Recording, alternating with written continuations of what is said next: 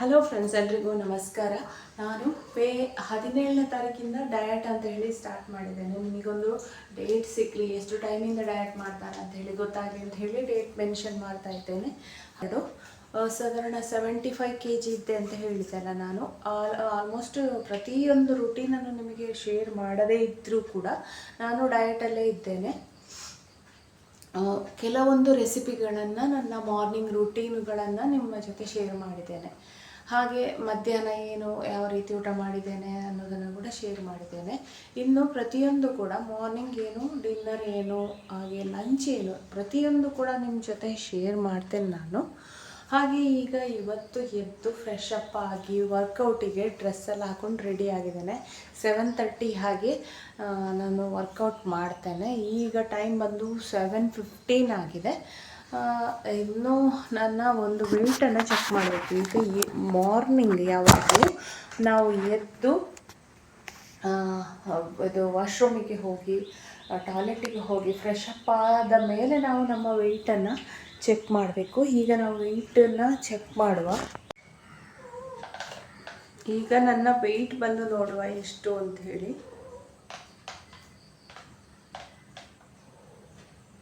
74 ತೋರಿಸ್ತಾ ಇದೆ.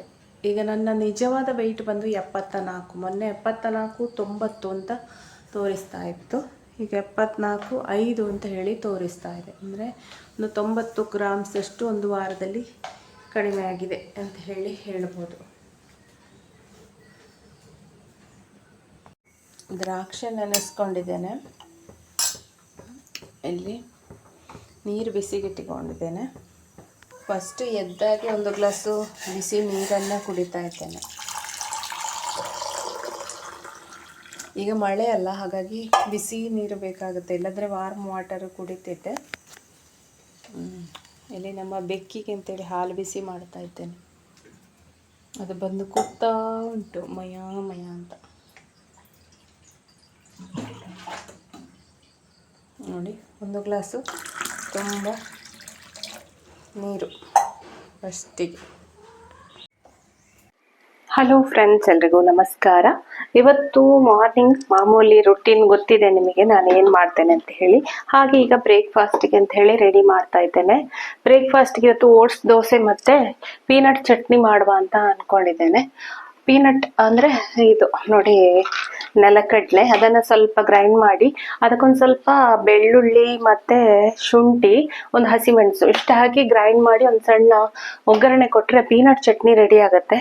ಹಾಗೆ ಇದಕ್ಕೆ ಓಟ್ಸ್ ದೋಸೆಗೆ ನಾವು ಮೊದಲಿಗೆ ಓಟ್ಸನ್ನು ಪುಡಿ ಮಾಡ್ಕೊಳ್ಬೇಕು. ನಿಮ್ಗೆ ಎಷ್ಟು ನೀವು ದೋಸೆ ಮಾಡ್ಕೊಳ್ತಿದ್ದೀರಾ ಆ ಕ್ವಾಂಟಿಟಿಗೆ ನೀವು ಪೌಡರ್ ತಗೊಂಡು, ಓಟ್ಸ್ ತಗೊಂಡು ಅದನ್ನು ಪೌಡರ್ ಮಾಡ್ಕೊಳ್ಬೇಕು. ನಾನಿಲ್ಲಿ 1 ಕಪ್ಪಷ್ಟು ತಗೊಳ್ತೇನೆ. ಈಗ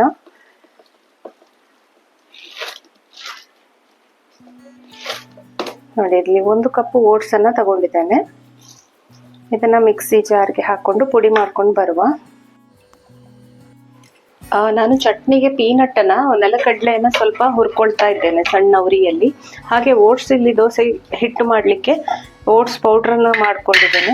ಇದನ್ನ ಈಗ ಬೌಲಿಗೆ ಹಾಕೊಳ್ಳುವ ನಾವು. ಓಟ್ಸ್ ಪೌಡ್ರನ್ನ ಒಟ್ಟಿಗೆ ಚಟ್ನಿ ಕೂಡ ಆಗ್ತಾ ಇದೆ, ದೋಸೆ ಹಿಟ್ಟು ಕೂಡ ರೆಡಿ ಮಾಡಿಕೊಂಡು ಆಮೇಲೆ ನಾನು ಇಷ್ಟು ರೆಡಿ ಮಾಡಿಬಿಟ್ಟು ಸ್ನಾನಕ್ಕೆ ಹೋಗ್ತೇನೆ. ಯಾಕೆಂತ ಹೇಳಿದರೆ ಬ್ರೇಕ್ಫಾಸ್ಟ್ ಅವಾಗ ಸ್ನಾನ ಮಾಡಿಬಿಟ್ಟು ನಾವು ಬ್ರೇಕ್ಫಾಸ್ಟ್ ಒಂದು ಮಾಡುವಾಗ ಅದೊಂದು ಫ್ರೆಶ್ನೆಸ್, ಒಂದು ಖುಷಿ, ತುಂಬ ಒಂದು ಏನೋ ಒಂದು ನೀಟಾಗಿದ್ದೇವೆ, ಪರ್ಫೆಕ್ಟ್ ಆಗಿದ್ದೇವೆ ಅಂತ ಹೇಳೋ ಒಂದು ಫೀಲಿಂಗ್ ಬರ್ತದೆ. ಇದು ಯಾಕೆಂದರೆ ನನಗೆ ವರ್ಕೌಟ್ ಆಯಿತು, ಸೊ ಸ್ವೆಟ್ ಆಗಿದೆ, ಹಾಗೇನೆ ಇರಲಿಕ್ಕೆ ಅದು ಇಷ್ಟ ಆಗೋದಿಲ್ಲ. ಹಾಗಾಗಿ ಒಂದು ಆಲ್ಮೋಸ್ಟ್ ರೆಡಿ ಮಾಡಿಬಿಟ್ಟು ಹೋಗುದು, ಚಟ್ನಿ ಮಾಡಿಬಿಟ್ಟು ಓಟ್ಸ್ ದೋಸೆಗೆ ಹಿಟ್ಟು ಒಂದು ಕಲಸಿಬಿಟ್ಟು ಹೋಗಿ ಸ್ನಾನ ಮಾಡಿಕೊಂಡು ಬರ್ತೇನೆ. ಸ್ವಲ್ಪ ರವೆಯನ್ನ ಹಾಕೊಳ್ತಾ ಇದ್ದೇನೆ. ಓಟ್ಸು ಒಂದು ಮುಕ್ಕಾಲು ಕಪ್ಪಷ್ಟು ಓಟ್ಸನ್ನ ಪುಡಿ ಮಾಡಿಕೊಂಡು ಪೌಡರ್ ಮಾಡ್ಕೊಂಡು ಹಾಕ್ಕೊಂಡಿದ್ದೇನೆ. ಇದಕ್ಕೆ ಇದರಲ್ಲಿ ಒಂದು ಅರ್ಧ ಕಪ್, ಇಷ್ಟು ಆ್ಯಕ್ಚುಲಿ ಬೇಡ, ಸ್ವಲ್ಪ ಕಮ್ಮಿ, ಒಂದು 2-3 ದೊಡ್ಡ ಚಮಚದಷ್ಟು ರವೆಯನ್ನು ಇದಕ್ಕೆ ಸೇರಿಸ್ಕೊಳ್ತಾ ಇದ್ದೇನೆ. ನೋಡಿ, ರವೆ ನಮ್ಮ ಉಪ್ಮಾ ಎಲ್ಲ ತಿಂತೇವಲ್ಲ, ಹಾಗಾಗಿ ರವೆಯನ್ನು ಬೆಳಿಗ್ಗೆ ಬ್ರೇಕ್ಫಾಸ್ಟ್ಗೆ ಯೂಸ್ ಮಾಡ್ಕೊಳ್ಬೋದು. ಹಾಗೆ ಸ್ವಲ್ಪ ಇನ್ನು ಉಪ್ಪು ಹಾಕ್ಕೊಳ್ಬೇಕು. ರುಚಿಗೆ ಎಷ್ಟು ಬೇಕಷ್ಟು ಉಪ್ಪನ್ನು ಹಾಕೊಂಡೆ. ಜೊತೆಗಿದು ಸ್ವಲ್ಪ ನೀರು ಅಂತ ಹೇಳಿದ್ರೆ ಮೊಸರು ಡೈಲ್ಯೂಟ್ ಮಾಡಿದ್ದು ಸ್ವಲ್ಪ ನೀರು ಹಾಕೊಂಡೆ. ಅದ್ರ ಜೊತೆಗೆ ಇಲ್ಲಿ ಮೊಸರು ಇಟ್ಕೊಂಡಿದ್ದೇನೆ, 1 ಸೌಟು ಮೊಸರನ್ನು ಹಾಕೊಳ್ತೇನೆ. ಮೊಸರು ಹಾಕೊಂಡೆ ದೋಸೆ ಚೆನ್ನಾಗಿ ಬರ್ತದೆ. ಇದರಲ್ಲಿ ಮೊಸರನ್ನ ಈಗ 1 ಕಪ್ಪಷ್ಟು 1 ಸೌಟಷ್ಟು ಹಾಕೊಂಡೆ. ಈಗ ಇದನ್ನ ಚೆನ್ನಾಗಿ ಕಲಸ್ಕೊಳ್ಬೇಕು. ಓಟ್ಸ್ ಪೌಡರ್, ರವೆ ಇವಿಷ್ಟನ್ನ ಮೊಸರು ಹಾಕಿ ಚೆನ್ನಾಗಿ ಕಲಸಿ ಇಟ್ಕೊಳ್ಬೇಕು. ಇದೀಗ ರವೆ ಚೆನ್ನಾಗಿ ಮೊಸರನ್ನ ಹೀರಿಕೊಳ್ಬೇಕು. ಅಲ್ಲಿವರೆಗೆ ನಾವು ಇದನ್ನ ಒಂದು 10 ನಿಮಿಷ, ಅಂದ್ರೆ ನಾನೀಗ ಸ್ನಾನ ಮಾಡಿ ಬರುವಾಗ ಅದು ಕರೆಕ್ಟ್ ಆಗ್ತದೆ, ಆ ರೀತಿ ಮಾಡ್ಕೊಂಡು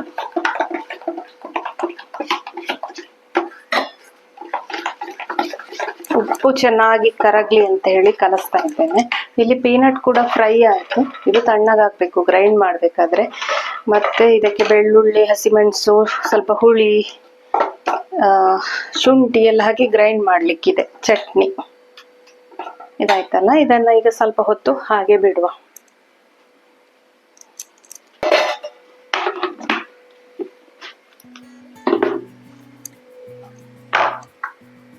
ಈಗ ನೋಡಿ, ಒಂದು ಚಟ್ನಿಯನ್ನು ಗ್ರೈಂಡ್ ಮಾಡುವ. ಎಲ್ಲ ತಣ್ಣಗಾಗಿದೆ, ಪೀನಟ್ ತಣ್ಣಗಾಗಿದೆ. ಇದನ್ನು ಇದೆ ಓಟ್ಸ್ ಪೌಡರ್ ಮಾಡ್ಕೊಂಡಿದ್ದೇನಲ್ಲ, ಅದೇ ಮಿಕ್ಸಿ ಜಾರಿಗೆ ಹಾಕ್ಕೊಳ್ತಾ ಇದ್ದೇನೆ.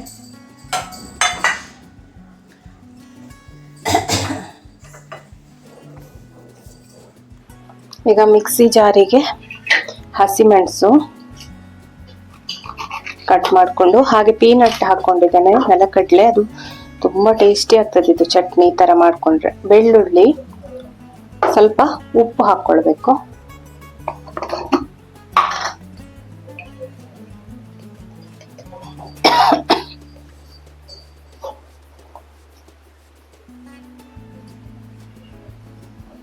ರುಚಿಗೆ ಎಷ್ಟು ಬೇಕಷ್ಟು ಉಪ್ಪು, ಆಮೇಲೆ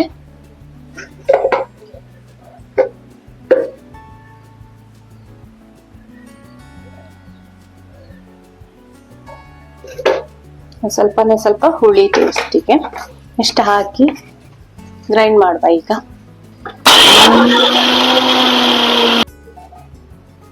ಒಂದು ಸ್ವಲ್ಪ ಈಗ ಚಟ್ನಿ ರೆಡಿ ಆಯ್ತು. ಅದಕ್ಕೆ ಚಟ್ನಿಗೆ ಒಗ್ಗರಣೆ ರೆಡಿ ಮಾಡ್ಕೊಳ್ತಾ ಇದ್ದೇನೆ.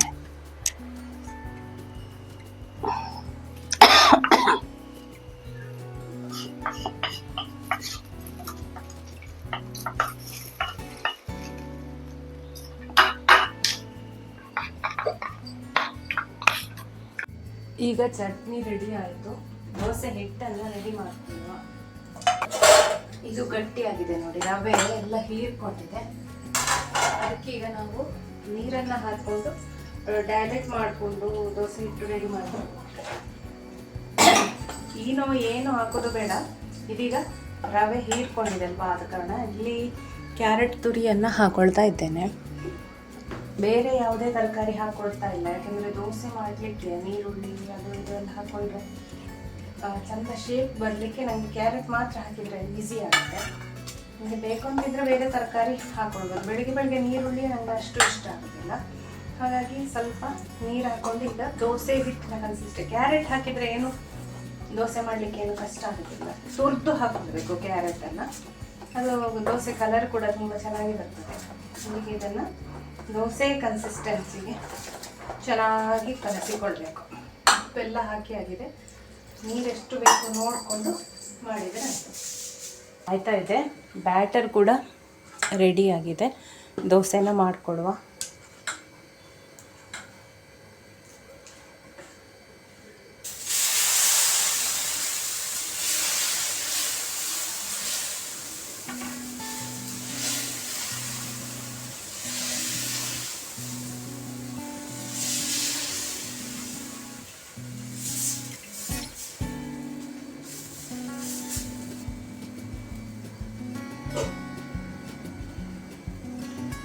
ಈಗ ದೋಸೆ ರೆಡಿ ಆಯ್ತು ನೋಡಿ.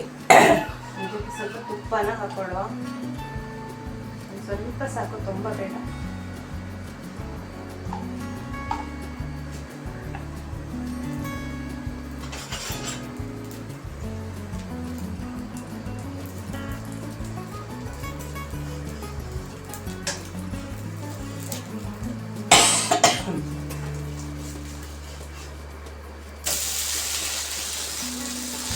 ಸ್ವಲ್ಪ ಸಣ್ಣ ಬೆಂಕಿಯಲ್ಲೇ ಹುರಿಬೇಕು, ಇಲ್ಲಾಂದ್ರೆ ನಡುವಲ್ಲಿ ಬೆಂಕಿ ಜಾಸ್ತಿ ಆಗಿ ಬರ್ತದಲ್ವಾ, ಹಾಗಾಗಿ.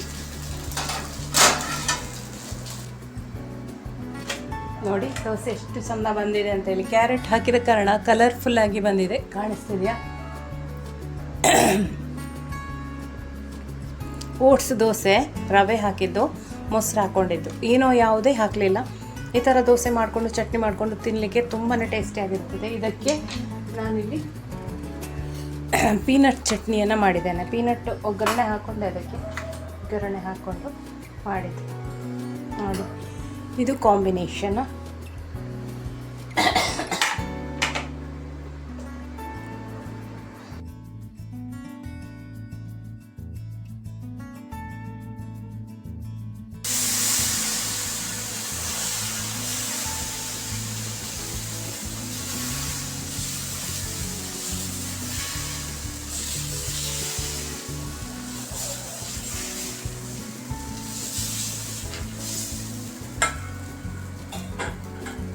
ಇದರಲ್ಲಿ ನಿಮಗೆ ಓಟ್ಸಲ್ಲಿ ಪ್ರೋಟೀನ್ ಕೂಡ ಸಿಗ್ತದೆ, ಫೈಬರ್ ಕೂಡ ಸಿಗ್ತದೆ, ಹಾಗೆ ಆರೋಗ್ಯಕರ ಲೋ ಕ್ಯಾಲೋರಿ ಫುಡ್, ತುಂಬಾ ಒಳ್ಳೆಯದು.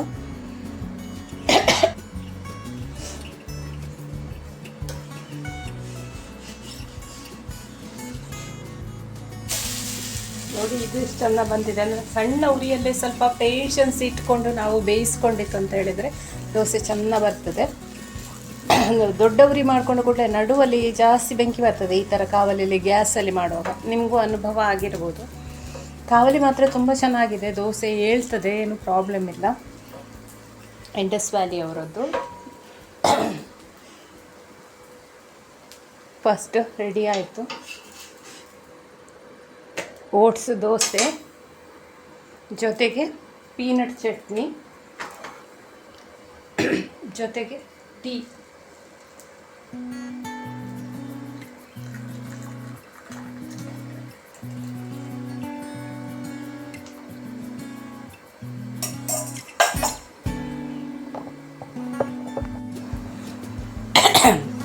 ಇದು ನನ್ನ ಬ್ರೇಕ್ಫಾಸ್ಟ್ ಇವತ್ತಿದ್ದು. ಪೀನಟ್ ಚಟ್ನಿ, ಅದರಲ್ಲಿ ನಿಮಗೆ ಪ್ರೋಟೀನ್ ಇದೆ, ಫ್ಯಾಟ್ ಇದೆ, ತುಂಬಾ ಒಳ್ಳೆಯದು. ಹಾಗಂತೇಳಿ ಜಾಸ್ತಿ ಬೇಡ, ಒಂದು ಲಿಮಿಟಲ್ಲಿ ತಿಂತಾರೆ. ಟೀಗೆ ನಾನು ಒಂದೊಂದು ಸರ್ತಿ ಸಕ್ಕರೆ ಹಾಕ್ಕೊಳ್ತೇನೆ, ಒಂದೊಂದು ಸರ್ತಿ ಬೆಲ್ಲ ಹಾಕ್ಕೊಳ್ತೇನೆ, ಒಂದೊಂದು ಸರ್ತಿ ಶುಗರ್ ಫ್ರೀ ಟ್ಯಾಬ್ಲೆಟ್ ಕೂಡ ಒಂದು ಟ್ಯಾಬ್ಲೆಟ್ ಹಾಕ್ಕೊಳ್ತೇನೆ. ಯಾಕೆಂದರೆ ಶುಗರ್ ಫ್ರೀ ತಗೊಂಡ್ರೆ ನಮಗೆ ಕ್ಯಾಲೋರಿ ಕಡಿಮೆ ಆಗುತ್ತೆ, ವೆಯ್ಟ್ ಲಾಸಿಗೆ ಹೆಲ್ಪ್ ಆಗುತ್ತೆ ಅಂತೇಳಿ. ಗ್ಯಾಸನ್ನು ಆಫ್ ಮಾಡಿಕೊಂಡೆ. ಇನ್ನು ಇದನ್ನು ಸವಿಯುವಂತಹ ಸಮಯ ಬಂತು. ಹೀಗಾಗಿ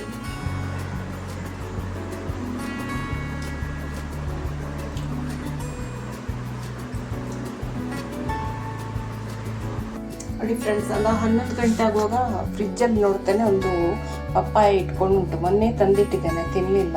ಇದರಲ್ಲಿ ಎಷ್ಟು ಸಿಗ್ತದೆ ಎಂತ ಕತೆ ಅಂತ ಹೇಳಿ ಗೊತ್ತಿಲ್ಲ. ಈಗ ಇದನ್ನು ಹೆಚ್ಚಿ ಈಗ ತಿಂತೇನೆ. ಪಪ್ಪಾಯ ಆರೋಗ್ಯಕ್ಕೆ ತುಂಬಾ ಒಳ್ಳೆಯದು. 11 ಗಂಟೆಗೆ ಇದು. ಫ್ರೆಂಡ್ಸ್, ಮಧ್ಯಾಹ್ನದ ಲಂಚ್ ಆಗಿದೆ, ಪ್ರಿಪೇರ್ ಮಾಡಿ ಇಟ್ಟಿದ್ದೇನೆ.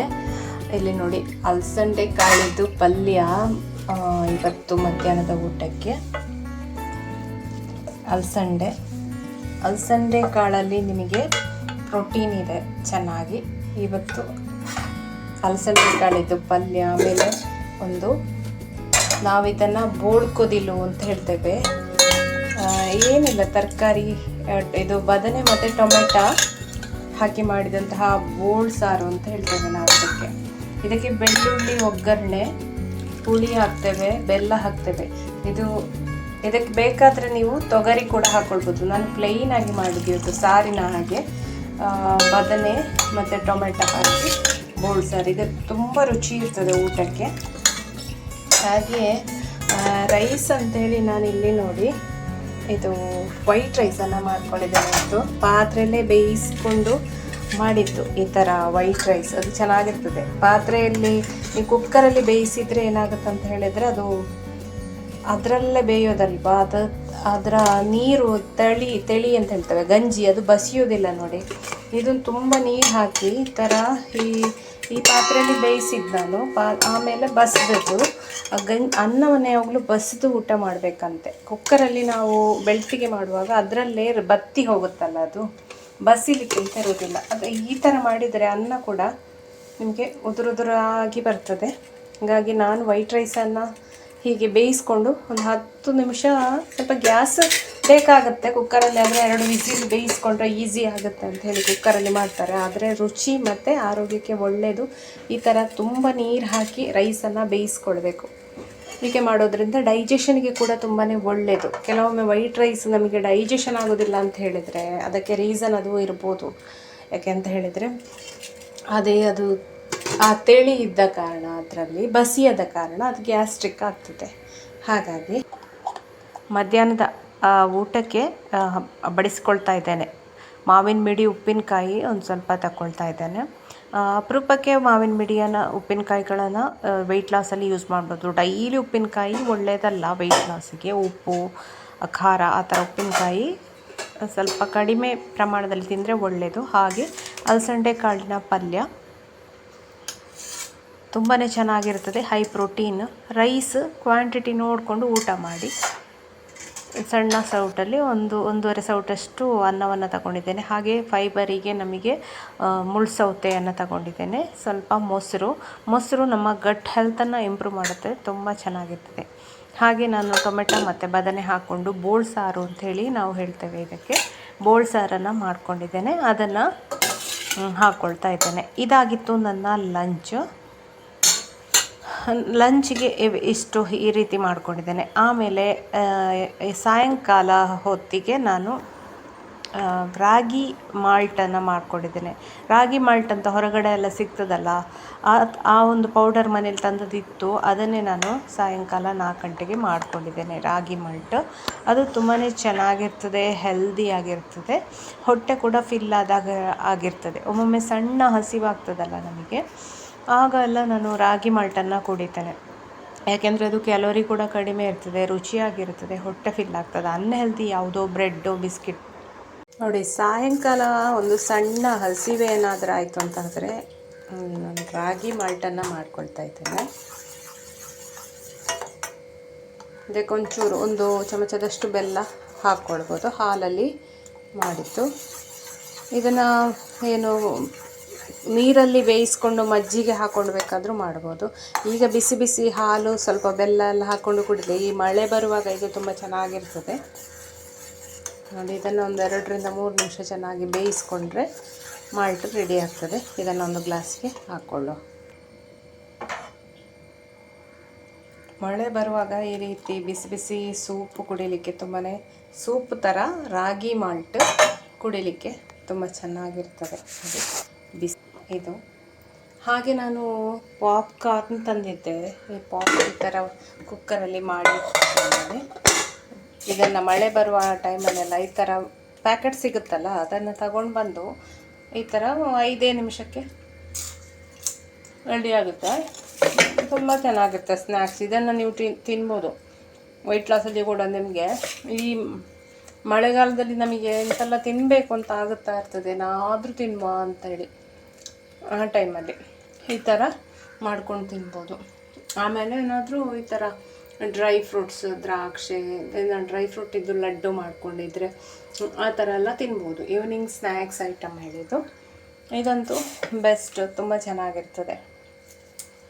ಫ್ರೆಂಡ್ಸ್, ನಿಮಗೆ ಈ ವಿಡಿಯೋ ಇಷ್ಟ ಆದರೆ ಲೈಕ್ ಮಾಡಿ. ಹಾಗೆ ಡಿನ್ನರ್ಗೆ ಓಟ್ಸಿದ್ದು ದೋಸೆ ಬೆಳಿಗ್ಗೆ ಮಾಡಿದ ಹಿಟ್ಟಿತ್ತು, ಅದನ್ನೇ ನಾನು ತಗೊಂಡೆ. ಹಾಗಾಗಿ ಡಿನ್ನರ್ ತೋರಿಸಲಿಲ್ಲ. ಈ ವಿಡಿಯೋ ಇಷ್ಟ ಆದರೆ ಲೈಕ್ ಮಾಡಿ, ಶೇರ್ ಮಾಡಿ. ಹಾಗೆ ಚಾನಲನ್ನು ಸಬ್ಸ್ಕ್ರೈಬ್ ಆಗೋದನ್ನು ಮರಿಬೇಡಿ. ಹೀಗೇ ಬೇರೆ ಬೇರೆ ಡೈಲಿ ಡಯಟ್ ಅಪ್ಡೇಟ್ಸ್ ಜೊತೆ ನಾನು ಮತ್ತೆ ಬರ್ತೇನೆ. ಅಲ್ಲಿವರೆಗೆ ನಮಸ್ಕಾರ, ಬಾಯ್ ಬಾಯ್, ಟೇಕ್ ಕೇರ್, ಥ್ಯಾಂಕ್ ಯು.